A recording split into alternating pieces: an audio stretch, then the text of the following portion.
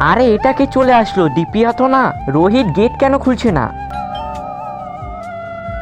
কি করছে রোহিত? গেট কেন খুলছে না? আরে রোহিত, আরে তুমি কোথায় গিয়েছিলে? গেট কেন খুলছে না? কত সময় থেকে বেল বাজাচ্ছি। আমি ওয়াশরুমে ছিলাম। ঠিক আছে ঠিক আছে, এখন সরে যাও, বসি। হ্যাঁ হ্যাঁ হ্যাঁ রোহিত, আমি না অনেক ক্লান্ত হয়ে গেছি, আমি ওয়াশরুম থেকে আসছি। ওয়াশরুম, দাঁড়া দাঁড়া দাঁড়া, ওয়াশরুমে জল আসছে না। জল আসছে না? হ্যাঁ ঠিক আছে, আমাকে না পিপাসা পেয়েছে, আমি জল খেয়ে আসি। আমি নিয়ে আসছি জল।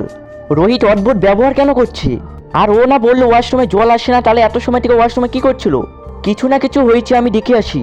গাইস, এরপর যা হয় সেটা থেকে তোমরা ভয় পেয়ে যাবে। তার আগে এই ভিডিও মানে তুমি যদি তোমার আমাকে ভালোবাসো তাহলে ভিডিওটা লাইক দিয়ে চ্যানেলটি সাবস্ক্রাইব করে দিয়ে যাও। আরে এই দীপিয়া তো ওয়াশরুমে না চলে গেল।